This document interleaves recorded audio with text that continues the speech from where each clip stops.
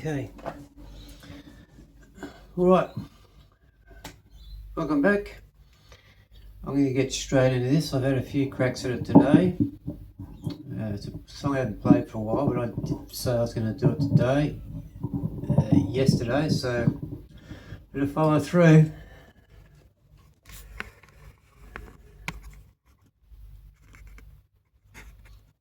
All right, how's that look? How's that look, gang? Excuse me, just get this pedal on the road, it's always flipping out of the road. I swear I've got to concrete it to the ground somewhere. All right.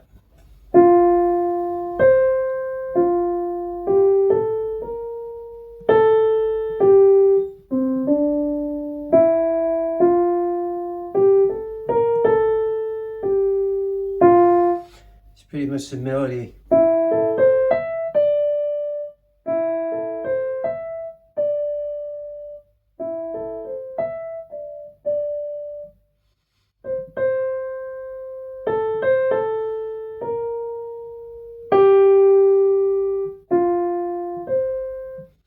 Okay, you've got a good handle on a little bit of it. Now I'm going to play it through.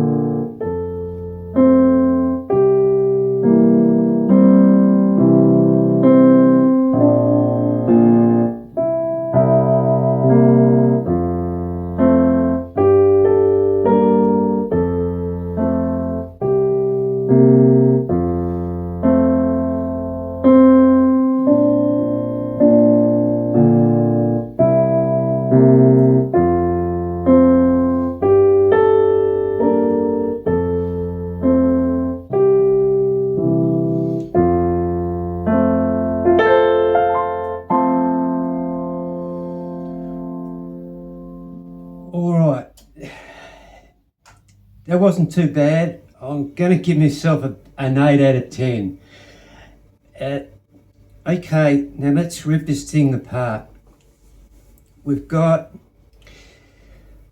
what we're doing is a striding motion. So, as you know, that song is Can't Help Falling in Love by Elvis, as I said yesterday. And now, what I was doing, I was anchoring my hand here because the melody literally I'm going to do this. Usually we'll do the chords first and the melody second, but I'm going to do this upside down. I'm going to do the melody first so you can sort of get a good hang on what's going on.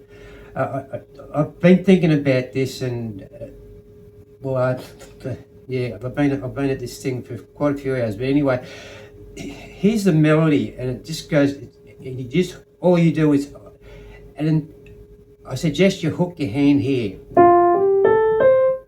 F, G, A, B, C, because you're going to go from F to C when you hit these. It goes from an F chord, and it goes to an A minor, then you hit this, then it goes to a D minor,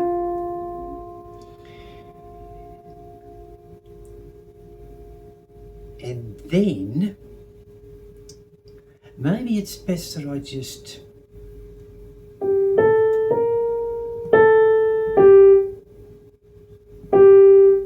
goes from E.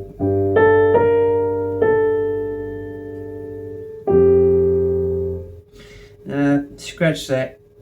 Let's go back the other way. So what I was doing was, I'm going to do this slow so you can get the hang of it.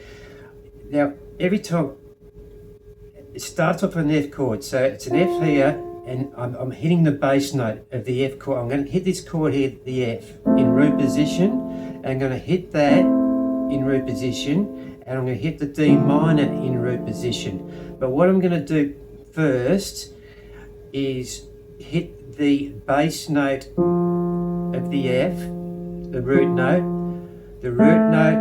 of the A minor in root position, and the root note of the B minor in root position down here. So in other words, that's the first one. Now you know this second one here, this is a C. This is going to be the A minor. So you hit them together. Next one's the F again. Now every time I go to that new, I'm jumping my hand up there, right, and it's still ringing. I've got my foot held down on the pedal, and as soon as I get to here, I just go. Gives you time to, it just keeps ringing until I get there. It gives you time to jump down to that bass note, up to your chords. If I take my foot off the pedal, see how it sounds? You don't have time, see it's still ringing. So it gives you time to find your chord. Okay, so to recap, we went, I'll do this like this. No, I won't.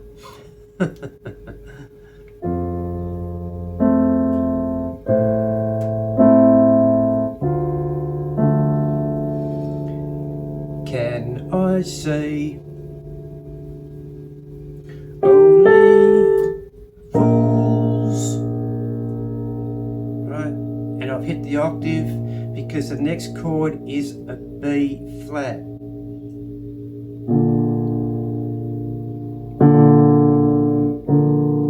So I've hit the octave first, that's the melody note. Next one's an A I'm going to come down on. F to that C run. Now what should I do with this C run? You saw me do it. I went C7, and I've done inversions like this. Because this song moves that slowly, apart from your hand, you've got to get that hang of it's just literally practice. You're just gonna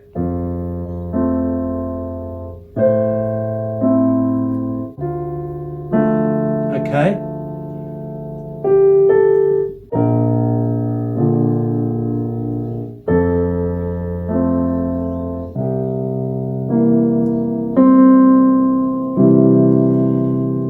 And because it's moving so slow, the whole song, I haven't even, this lead sheet I've got in front of me hasn't even got the beats per minute in it. That's how stripped back some of these are. So I played a C7, C, B, G, B, as you know, and I went,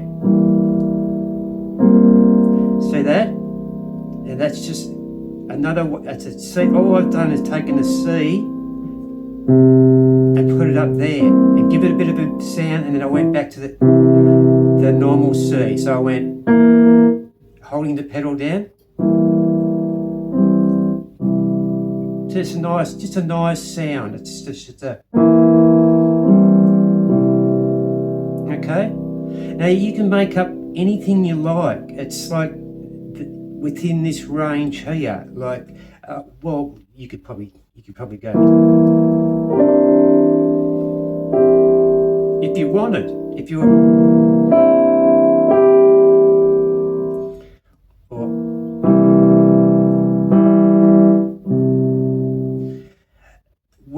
was taught this song, my teacher did it a totally different way, and I just thought, well, no, I like that better. Okay, so you can either copy exactly what I've done there. So I've gone from there to here to here. I'll just do that again for you. Your fingers out the road. E, G, that's C. And then back to a normal C major. Okay, where are we?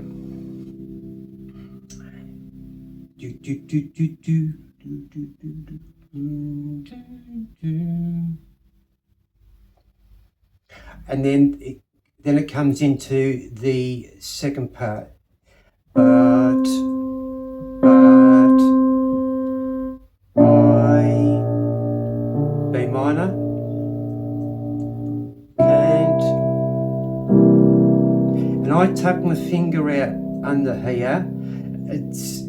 This is the run. It goes, I can't help falling in love with, nope, and I can't help falling in love with you. So, once again, it is, let's take it from the top, Scott. And I'm looking at the lead sheet, which is a good thing. And I'm hitting the bass note. No, and then that's a B flat on the D.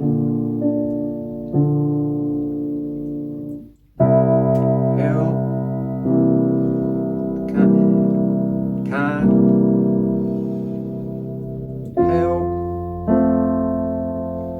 And this is where it gets, you got to be a little bit, they call this triple time, and I will show you the lead sheet. I'm going to break the rules here.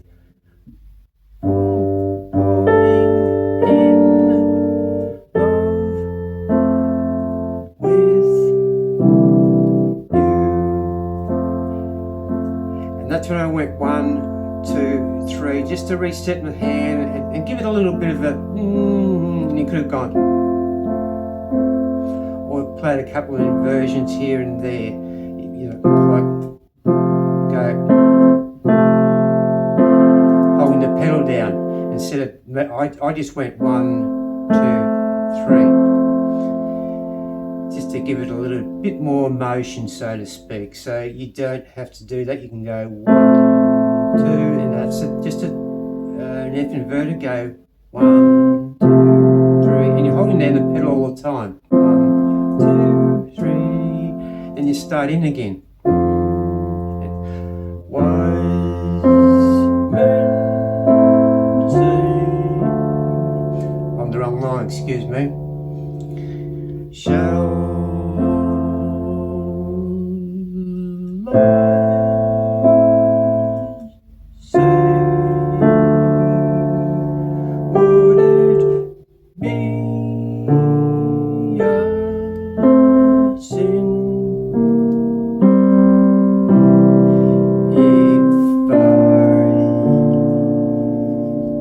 can't? That's when I put my finger on, I flick my finger on. As soon as I get to here, I go, I can't, and I pull my thumb under there, so I've got this run up there with those fingers.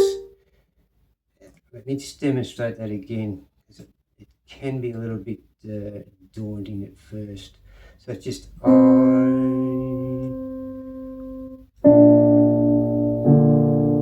and I don't care what finger you use to hit this. You can use your pinky if you like. I started using my pinky.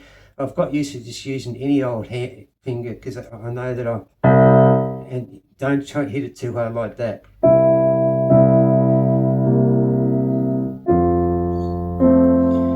And this is the part where it goes falling in, and you get to that G minor. Love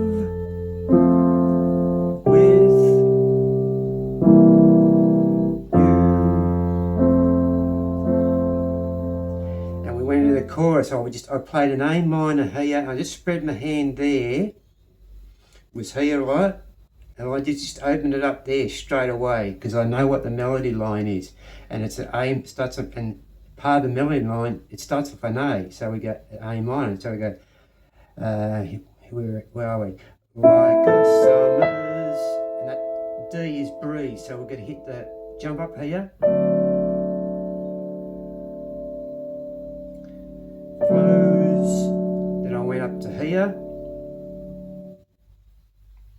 Surely to the sea, darling as it goes. And see what I've done an inversion here. I went, some things are meant to be. That's just an extra little bit in the song that just makes it flow. Then I'm going to hook my hand back here and go and start again. Take my hand, take my whole life too, for I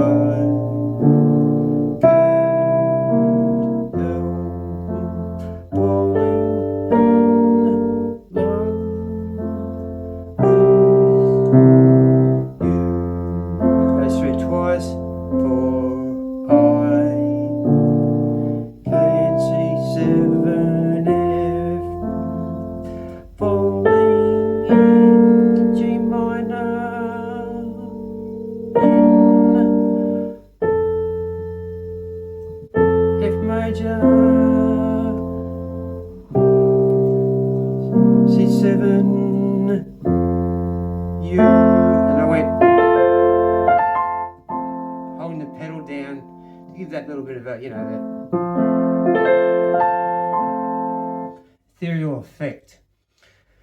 Alright, what else have I got to say about this song? Okay, I'm literally going to show you half of this sheet. Now, so that section there where I went, I'm going to put that right up near the camera. See the little 3 on it? All that means,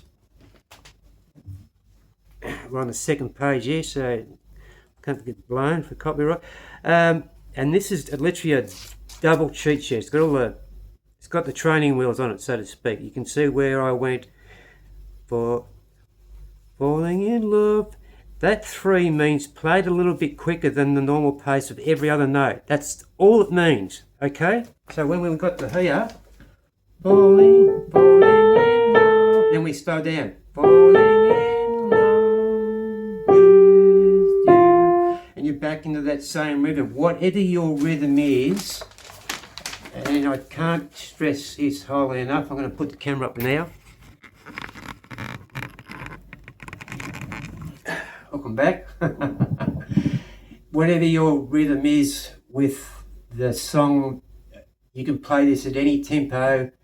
It's a slow song, and it's going to take a little bit to get it underhand, but it's going to be good for you. I haven't played that for ages, and I struggled with that a little bit. I've probably been at that song I haven't played for 6 months or so. And it did show in the way I was playing it, and I've practiced it probably for 4 hours, and then getting a bit of brain fog, and went home and had a cup of tea and done a couple of yoga stretches, and then come back and then sort of relax, and slowly got it to the spot where I didn't muck it up. I may have hit the bass note a little bit too hard or a bit too soft, but you'll get the feeling as you go along. That when you hit the bass note and then come up to the chord, you'll get the feel of the piano. That you can even hit two bass notes. I'm hitting 2 C's there instead of that higher C. There's the higher C there. So yeah, if I hit that too hard and come up to the C, sounds a bit, ooh, like, I can go like this. Sounds a bit smoother. Or the F. It's not so much bad the F, but when you get down to that lower octave, that C that I done going with the C7, it's probably best to play 2, and it would have been, I needed it to play 2 there, though I just wanted to get it out the road, because it brings up another point that I wanted to talk to you about today, and that's we all have a range of peak hours that we perform in, and I found that out through I do an hour of what they call PD, personal development. I listen to the likes of anyone, John Watts, Greg Braden, Joe Dispenza, and I was listening to Elon Musk, and he's got a podcast, he's got a YouTube channel out, and I listened to that, it was only yesterday actually, and he said he said if you only have 3 hours in a day, what will you do with them?